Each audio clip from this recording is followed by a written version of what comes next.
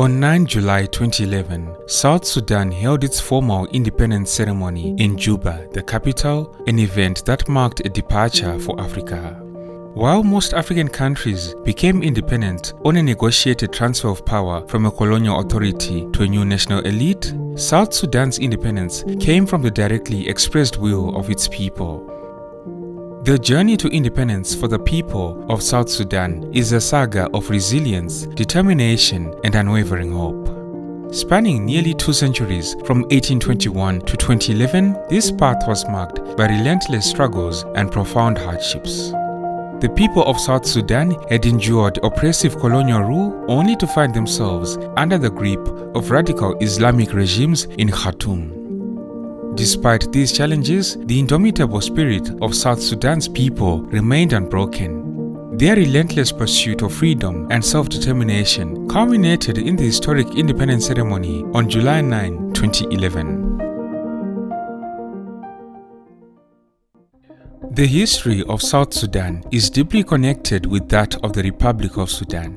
Prior to the European scramble for Africa, the land now known as South Sudan did not exist as a unified country in the modern sense. Instead, the region was home to various small, medium, and large ethnic groups that coexisted in relative harmony. Sudan's diverse ethnic and religious groups were unified for the first time under a centralized administration during the Turco-Egyptian colonial rule, which lasted from 1820 to 1882. In the early years of the Turco-Egyptian rule, southern Sudan remained relatively isolated. However, by 1827, collaboration between the occupiers and northern Arab groups led to deeper penetration into the region, resulting in frequent raids for ivory and slaves. Some scholars have argued that northern Sudanese were complicit in slave trade practice through collaborating with the Turco-Egyptian rulers to sell southerners to Arab slave markets. Even before this occupation, southern Sudan was already a source of slaves and ivory. But under the Turco-Egyptian rule, the slave trade became a state-sanctioned activity, growing rampant and widespread, reaching deep into the south, the Nuba Mountains, and southern Darfur. The slave trade peaked in the late 19th century, with many southern Sudanese, primarily from the Dinka region, being enslaved and sold like cheap commodities by Arab, European, Egyptian, and Turkish traders. All this had the net effect of instilling and entrenching prejudices, stereotypes, mistrust, and hostilities that would characterize relations between the northerners, who were mainly Afro-Arabs, and the southerners, who were mostly black Africans. The Turco-Egyptian occupation ended in 1882 when the northern Sudanese revolted under the leadership of Mohammed Ahmed ibn al-Said Abdallah, who called himself the Mahdi. After the British occupied Egypt in 1882, they attempted to intervene militarily in Sudan, but they were unable to suppress the rise of the Mahdi. In 1885, Mahdist forces captured Khartoum, defeated the troops of the British General Charles Gordon, and established Sudan's first theocratic state using Islam as a unifying force. The rule of the Mahdi was equally brutal for the inhabitants of southern Sudan. The slave trade continued with even greater intensity, and Arabic and Islam were forcibly imposed on the south. In 1898, the Mahdist state was defeated by Anglo-Egyptian occupation forces. The following year, in 1899, the Anglo-Egyptian Condominium was established, allowing Sudan to be jointly administered by Egypt and Britain. However, despite the appearance of equal partnership, the British dominated the administration from the outset, effectively controlling the condominium. Within the first 2 decades, most of Sudan's borders were defined, and nearly all the territory of modern-day Sudan came under firm British control. Railroads were constructed to link key areas of economic interest and to control the Upper Nile along the White Nile. Schools were established in Khartoum and several major urban areas, catering primarily to the children of affluent families and colonial civil servants. During this period, nearly all economic infrastructure and development projects were concentrated in the agriculturally rich north-central region. In contrast, the South saw minimum investment in economic, social, and administrative structures. As you can already tell, during the colonial era, the administration of North and South Sudan was distinctly different. At this point, I need to state that Northern Sudan was heavily Arabized and had a fairly well-structured political and economic infrastructure. Northerners practiced Islam and were relatively well-educated. Meanwhile, Southern Sudan was mainly composed of various Nilotic tribes who practiced a mixture of Christian and traditional beliefs. In 1922, the British instituted a separate system for the southern region comprising the provinces of Equatoria, Bahr el Ghazal, and Upper Nile. These three provinces were administratively segregated and largely neglected in terms of social and economic development. The few social services available, such as schools and clinics, were predominantly provided by Christian missionaries. As a result, the southern region remained chronically underdeveloped in education, healthcare, and basic infrastructure. The colonial administration also instated a policy called the Southern Policy. Under this Southern Policy, nearly all relations between the northern and southern regions were cut. Northern Sudanese were barred by law from entering or residing in the south. Even long-term northern residents, especially Arab merchants, were forced to leave the south. Similarly, native southerners were prohibited from traveling to or seeking employment in the north. The spread of the Arabic language and Islam was restricted in the south, while Christianity and the English language were promoted. The whole purpose of the Southern Policy was to maintain Southern Sudan as a distinct entity from Northern Sudan. Reflecting this separation, colonial governors from Southern Sudan attended regular administrative conferences in East Africa rather than in Khartoum in the north. The separation of the South from the rest of Sudan and the imposition of a distinct administrative system served important British colonial interests. These interests included preventing the spread of Arab and Muslim influence, preparing the southern region for eventual integration with the British East African Federation, as well as controlling the sources along the Nile. However, by the 1930s and 1940s, as the issue of independence began to dominate political discourse, the British started to shift their stance. Pressured by a growing nationalist movement in the north, Britain reversed its southern policy roughly a decade before granting Sudan independence. They lifted all restrictions that had separated the southern region from the north and acceded to northern demands for a united Sudan. Movement between the two regions was permitted, allowing northerners to return to their administrative posts in the south. Arabic replaced English as the official language of administration in the south and was also introduced as a school subject. Additionally, the ban on Muslim preaching in the south was also lifted. During this period, as preparations were being made towards eventual independence for Sudan, a conference was held in Juba, the capital of Equatorial Province in the south, from June 12 to June 13, 1947. At this particular conference, the new One Sudan policy was forced upon the south by the British and supported by northerners. Southern chiefs, many of whom were uneducated, were pressured to endorse the conference resolutions at face value. The southern chiefs were assured that a post-independence government would give the South autonomy over its affairs. But unfortunately, as you see in this story, this never happened. Negotiations on self-determination in the early 1950s confirmed southern fears of northern domination. Northern nationalists excluded Southerners from these crucial discussions and reneged on their pre-independence promise to establish a federal system between the northern and southern regions, opting instead for a centralized system. Continued calls from Southerners for federalism, equal representation in government, and fair inclusion in national institutions were largely ignored. Also, the Sudanization process, aimed at replacing colonial administrators with Sudanese nationals, was heavily biased in favor of Northerners. Out of 800 civil service positions, Northerners occupied 792, while Southerners held only 8. This disparity arose because most Southerners were disadvantaged by the replacement of English with Arabic as the official language of communication, and they often lacked the necessary experience and qualifications. As a result, there was widespread discontent in the South following the 1954 elections and the Sudanization process. The rapid influx of Northerners into the South as administrators, senior army and police officers, government school teachers, and merchants exacerbated Southern fears of Northern domination and colonization. It is suffice to say, the failure by the British colonial administration to design and facilitate a smooth transition process from colonialism to independence left a ticking time bomb in Sudan. In a fit of fury, Southern troops in the National Army rebelled in August 1955, just 4 months before Sudan's independence in January 1956. They fled into the bush to join fellow Southerners in the fight for their rights and self-determination.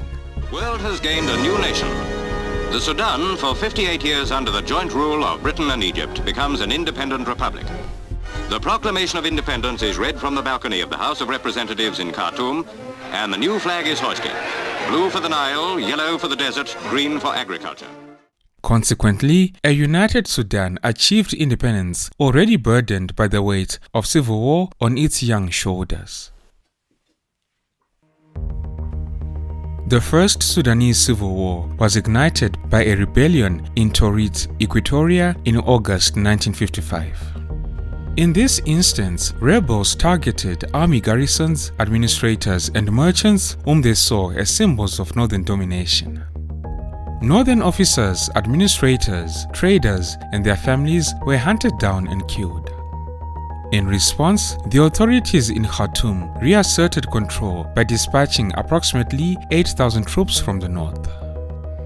In this retaliation by the government, some mutineers were captured, tried and executed, while most of them fled into exile in Uganda.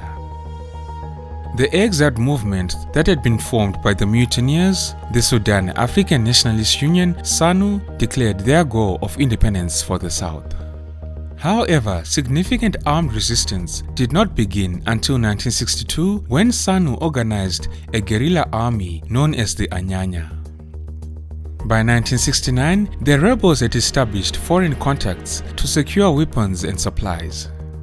Israel, for instance, trained Anyanya recruits and shipped weapons to the rebels via Ethiopia and Uganda.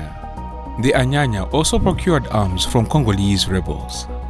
By the late 1960s, the conflict in Sudan had claimed the lives of approximately 500,000 people, with several 100,000 more Southerners hiding in forests or fleeing to refugee camps in neighboring countries.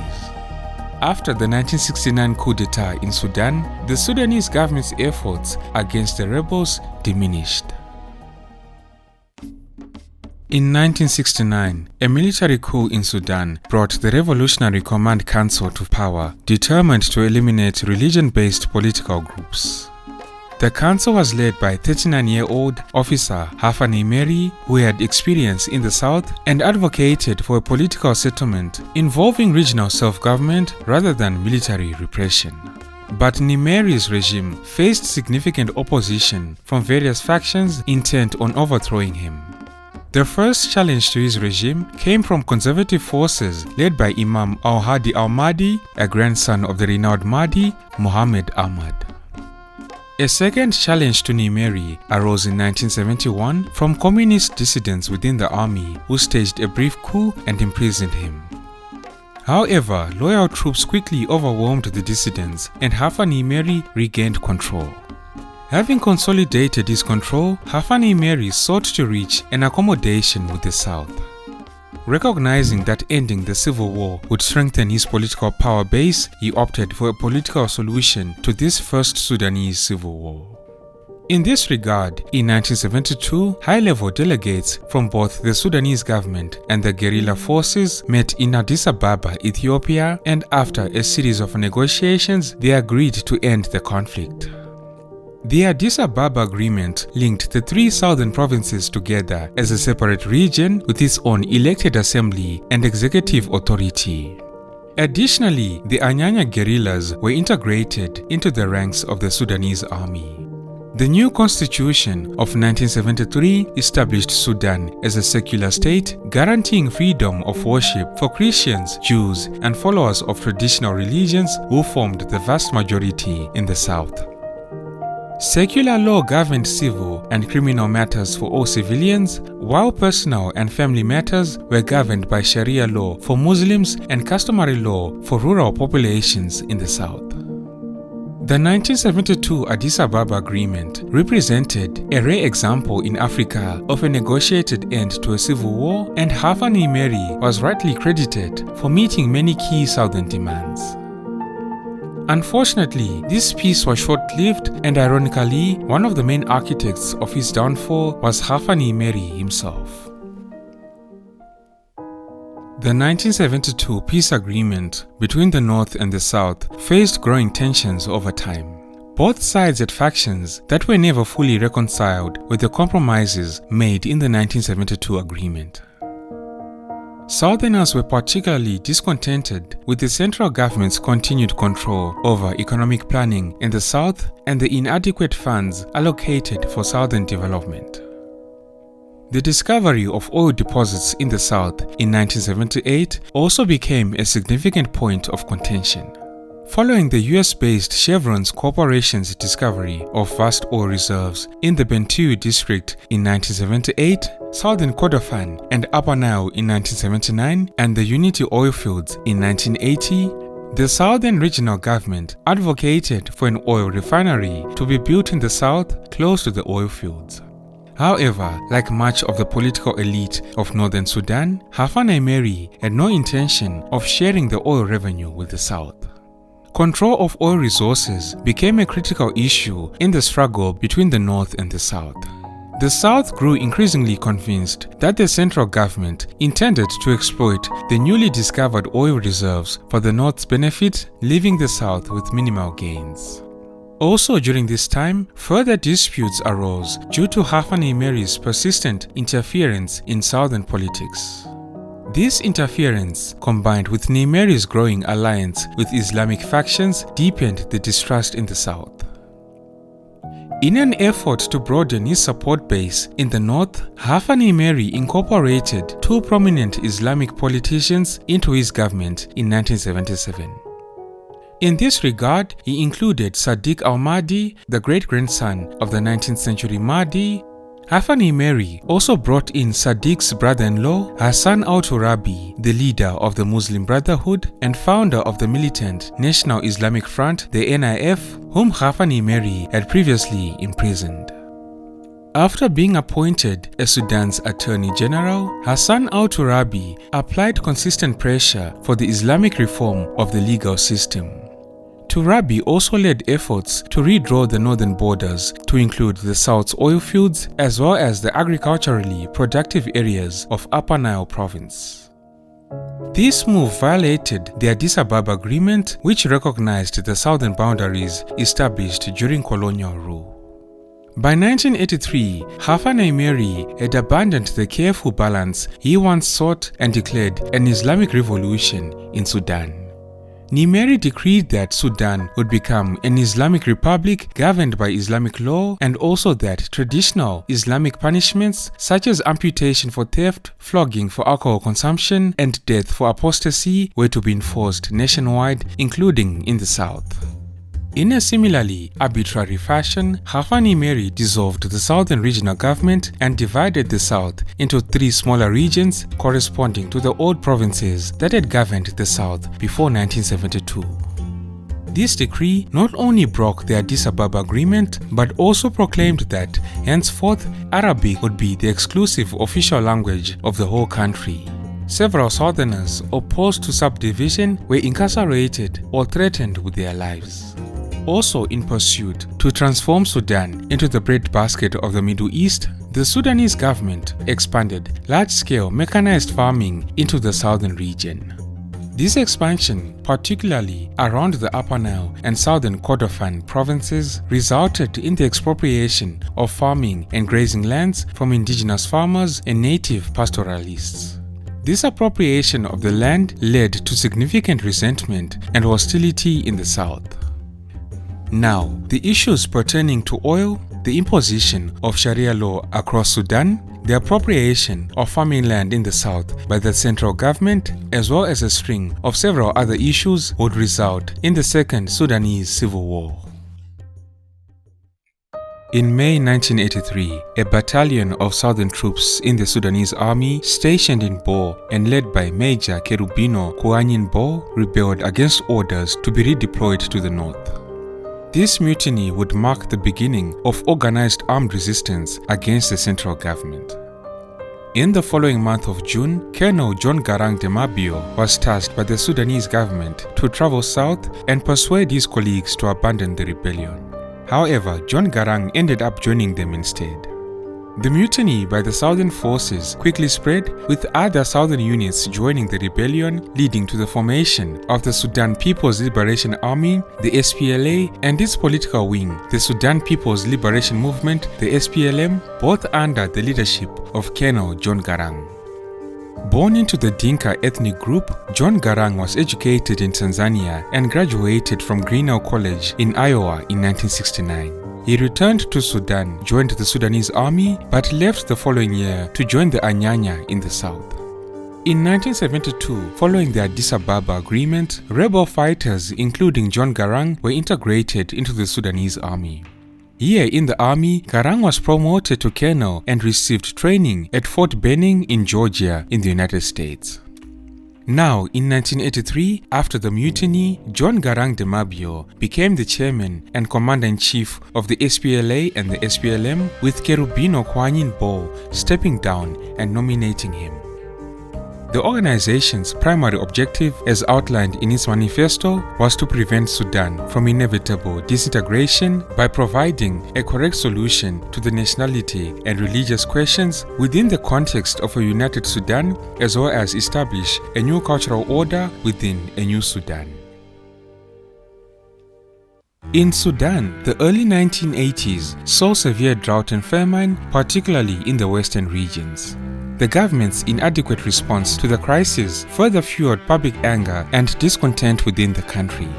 By the mid-1980s, Sudan was experiencing widespread protests and civil unrest.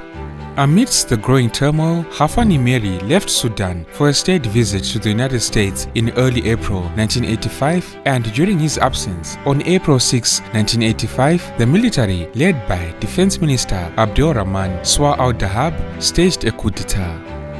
This coup d'etat against Hafani Meri was largely bloodless and was supported by widespread popular approval. Following the coup, General Abdelrahman Swar al-Dahab headed a transitional military government and promised to oversee a transition to civilian rule, as well as to address the issues that had led to widespread discontent and unrest during Hafani Meri's regime. General Swar al-Dahab's government organized national elections, which were held in April 1986.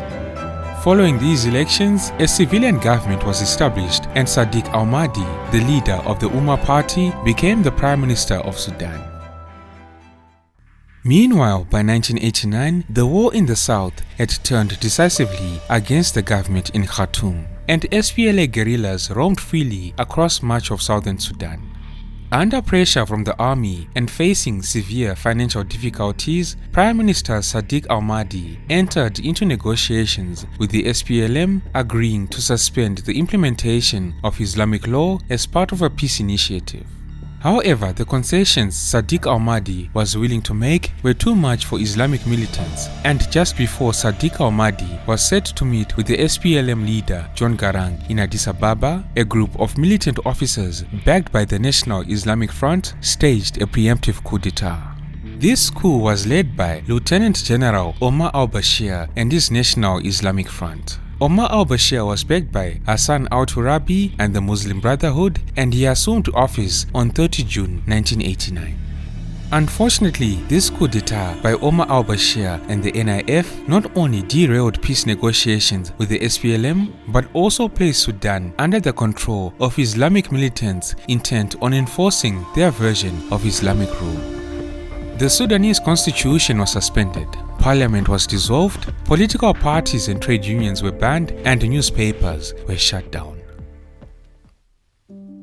By early 1991, the SPLA was on the brink of gaining control over most of the south.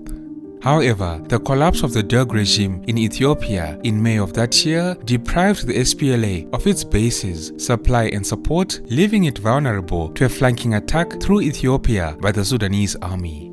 The South's suffering was further compounded by the resurgence of internecine warfare among rival southern factions.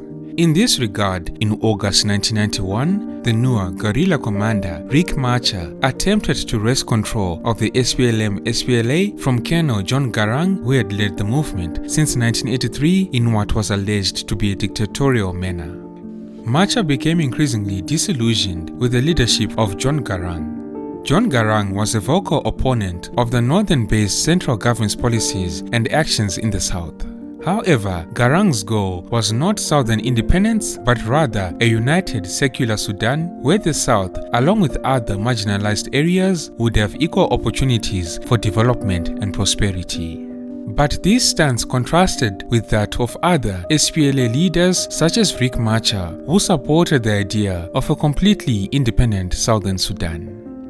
In August 1991, the SPLM-SPLA would split into two factions, one led by John Garang, known as the Torit or mainstream faction, and the other led by Riek Machar, known as the Nasir or united faction.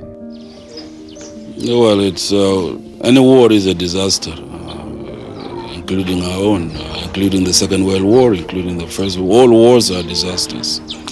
What has happened in the SPLM is that a portion of the movement under Riek Machar and Lamakol has technically joined the enemy. It's a defection, it is not a split. Somewhere on our side, they have now gone on the Sudan government side.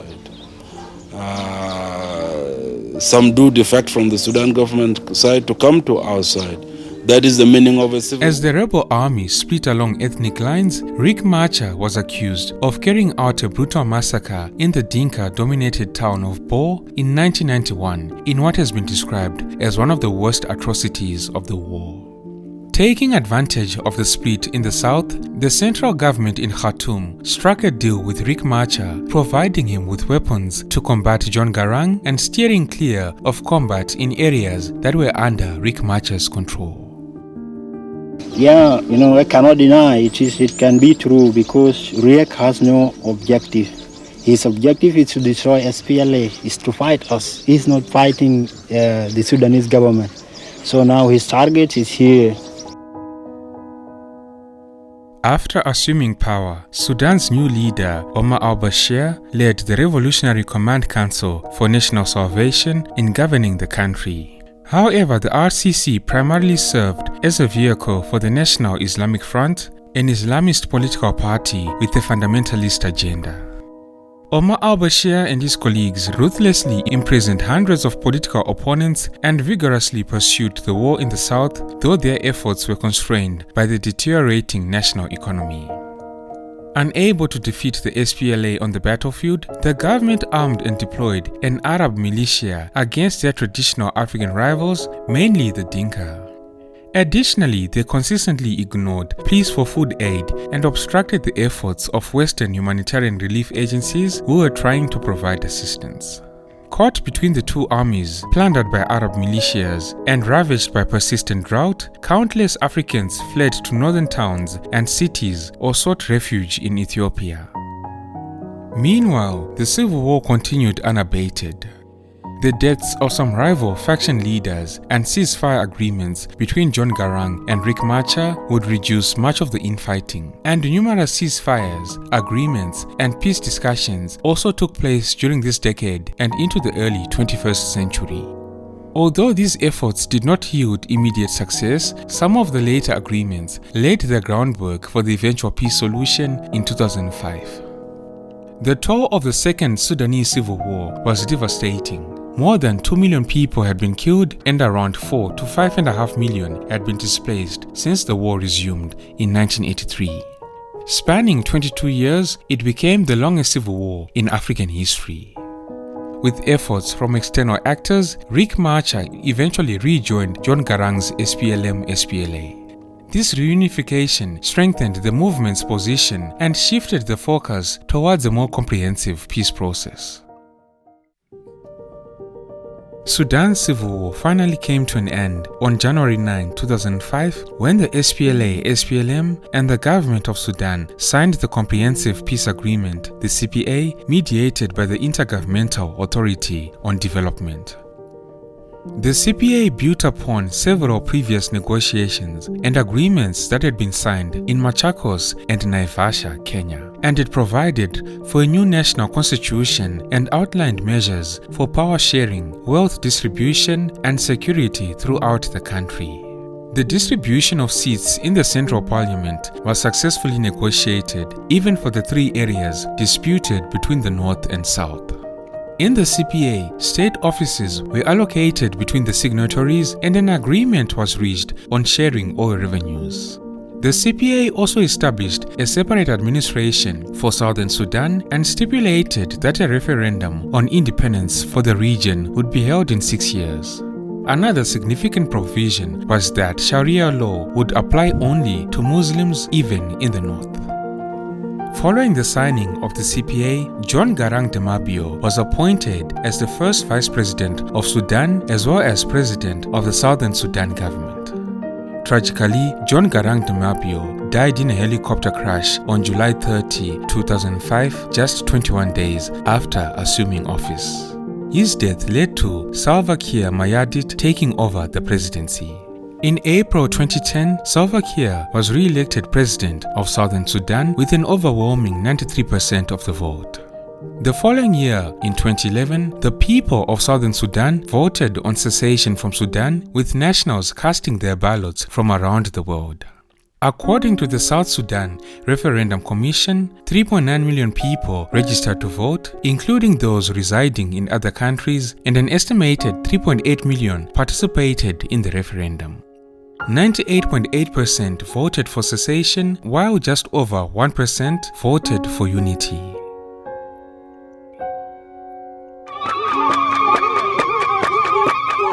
And whatever the problems, this is their moment. It's a time for celebration. Poverty won't disappear overnight, but what Southern Sudanese saw as a northern occupying force has gone. We are free. We feel now that we are human beings in our own land that God has given to us, and we are free people. This is really the beginning of a new country from zero, really from nothing. The women who break rocks at the roadside. South Sudan was officially recognized as an independent nation on July 9, 2011, becoming the 54th country in Africa and the 193rd member of the United Nations. A nation is born. The symbol of its sovereignty and identity flies for the first time. The scene in South Sudan is nothing less than electric. Hundreds of thousands of people converge on Juba, the world's newest capital city. They celebrate their long-awaited independence, marked by 2 civil wars over 5 decades and countless lives lost. What was Africa's largest nation is now split into 2. Dignitaries from around the world attend the midday ceremony, including the leader of Sudan, Omar al-Bashir. His government was the first to recognize the new state and its new president, Salva Kiir.